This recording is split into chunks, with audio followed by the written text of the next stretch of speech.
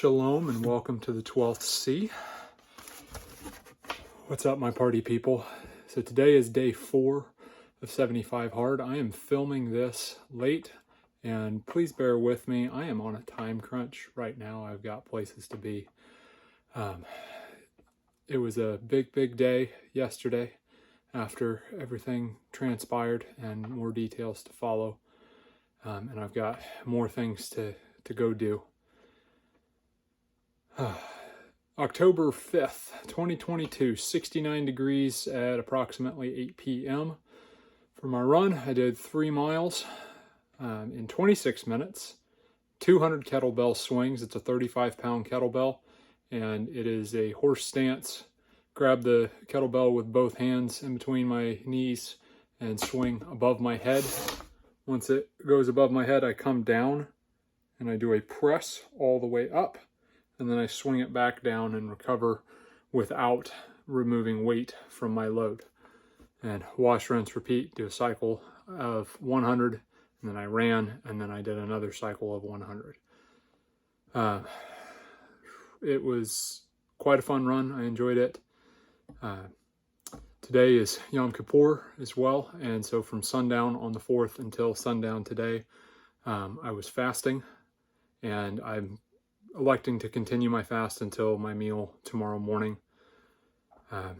Recap from yesterday, everything that was done was 3-mile run and 50 single issue pull-ups. The run was in 26 minutes. I did a 12-mile recovery walk and then did my pull-ups. I actually had 4 meals yesterday.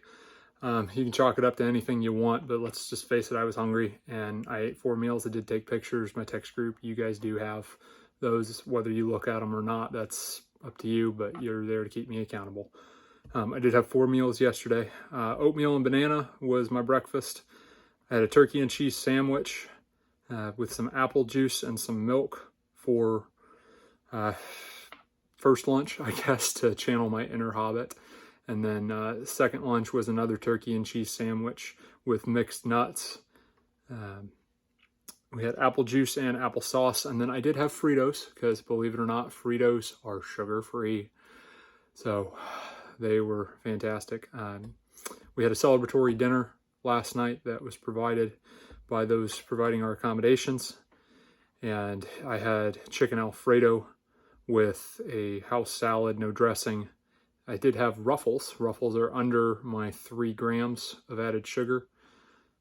So those were good to go. Had kind of a mixture type of fry. It wasn't really a steak fry, but it wasn't really, just a like thin cut French fry. But they had no salt on them, and I felt it. Also had some kind of homemade-ish garlic toast. Wasn't, anything special, but it was a delicious meal. Did my 1 gallon of water. Read Isaiah 21 through 30, continued reading In the Heart and the Fist, and a lesson that I took away from that one is that training is pretty similar to life, and that you will live similarly to how you train. So if you are just kind of half-heartedly doing things, you're going to fall to those levels of training, and your life will be very half-hearted. But if you are living, giving it everything you got, your training ought to be living, giving everything you got. And so that was a lesson that I'm taking away from that one.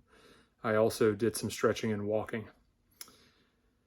Big news yesterday on the 4th, my daughter was born, and she was welcomed into this world very healthy. And if you're in my text group, you probably have details of that, as well as a myriad of other people. As far as YouTube is concerned, I will probably give a few details here and there about family life and things like that, but I'm just asking for a relative respect of my privacy. Daughter's born and she's healthy, which is good. And my wife is a trooper. She has kicked butt and taken names, and things are going very well. So thank you for continued prayers for her and for my daughter. Like I was saying, I'm in a little bit of a time crunch, so I am going to be cutting this one short, but one takeaway from everything that I observed yesterday and today. Number 1, is that the Father answers prayer. The other night, people that I really care about, we all surrounded my wife and my daughter, who was still yet to be born, obviously, and we laid hands on them and prayed over them, and spent a good little bit of time in prayer. And it was actually really fun to be a part of and have my son observe everything. He's, just a couple of years old, so it's, he was just kind of enamored, and that was wonderful. But laying hands on my wife and everybody, just asking the Father for his provision, for his protection. We had some selfish requests of saying, hey, this is what we would like to see, but we understand that you are in control, and whether we get what we want or not, he is still in charge, and he is still good no matter what, even if it's an outcome that we don't care for. We did pray that everybody would be safe and healthy, and so far so good. Everybody is safe and healthy, and that is phenomenal. Thank you so much. And number two, we're praying for the people who were taking care of us, and we could not have gotten a better nurse. The nurse we had was fantastic, and the timetables that we were praying for, that we were selfish about praying for, we did not get, and that is okay, because if we had gotten those timetables, we probably would not have gotten this nurse, and this nurse was awesome. The doctor was fantastic. Everybody was good. Everybody was really good, and we've greatly appreciated all the help and assistance and love and the well wishes and the visits and all of that. We greatly appreciate all of it. But so far so good. Prayer was answered, even in a way that we didn't necessarily expect or even ask for in a couple of things. But you just blew us away. Thank you. Thank you so much. And to all you party people, thank you for everything you guys have been doing. Thank you for the well wishes. Thank you for the prayer. It means a lot. In case you were wondering, I did carry my tourniquet with me the entire time. Had it on my run just a little bit ago. Everything's been good. Had a copy of the Bible with me. Pretty well everything except for the run. It was really good. We got to do a Torah portion for Yom Kippur. It was myself, my wife, and our new daughter, and we were just going over and reading Torah portion. We were reading the Haftorah portion, and then we got the opportunity to read the Apostles, and just having the wonderful connections that are there. If you don't see the connections that are between the old and the new, that he has laid out for us, that these are just fine treasures, fine pearls that we get to find just by the examining of it, you are sincerely missing out. I really encourage you to go read his word. It is phenomenal, and it will change your life if you let it.